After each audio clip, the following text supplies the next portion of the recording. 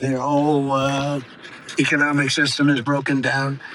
They thought they were going to outweight me. We'll outweight him. He's got the midterms. I don't care about the midterms. Would you accept a short-term deal that allows Iran and Oman to control the strait?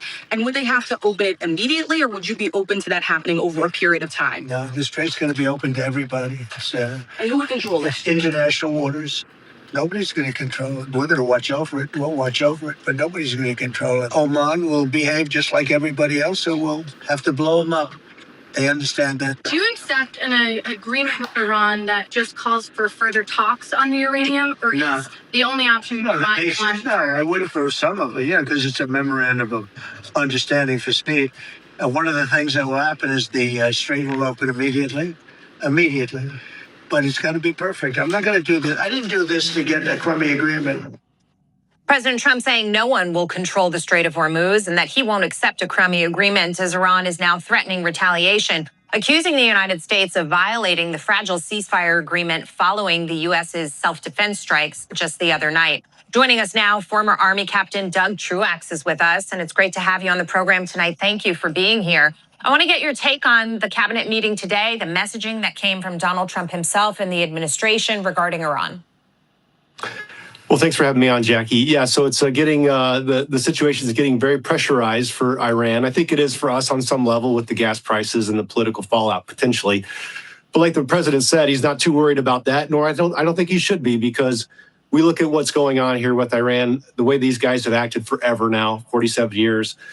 People are talking about they have this right to control the strait. They don't. They never have had, but they've been doing it, exerting economic catastrophes at times on the entire world. And so we just got to wait them out, I think, at this point, because as the pressure builds economically, they are approaching full economic collapse. And if they get to that point, the people that are in charge are going to start saying, well, we're going to have a full rise up of the people. They just did kill like 30, 40,000 of their own people earlier this year. And so there'll be a full uprising. These guys will go down. They'll die in the street like Gaddafi did. They're thinking that now. So they got to get to a place where they've got to negotiate. But their number one priority is to keep their nuclear program. And our number one priority is for them to give it up. So it's getting pretty tense, but I think they're going to give in. Unfortunately for the people there, even without arms, Doug, what happens is when you can't afford to put food on the table, when the currency is plummeting, the inflation is skyrocketing, and there are lines for gas, the straits become pretty dire, and people think, we got to do something about this. So I see what you're saying about that. Economically squeezing them has been very effective. But the president is also saying that, if he has to, he will go and finish the job. You've got Secretary Marco Rubio saying the diplomatic route, of course, is the administration's first choice. Watch this. Diplomacy is always the first option. And we continue to work on that through your envoys. I just want to remind everybody, Mr. President, you know this well, you have other options available to you if that doesn't work. But the bottom line is that we prefer the negotiated diplomatic route, and we're going to give it every chance to succeed. And if Iran won't negotiate, my understanding is the president says our forces are there. They're ready, willing, and able to go ahead with the bombing that he has described to us earlier of the energy facilities and on and on.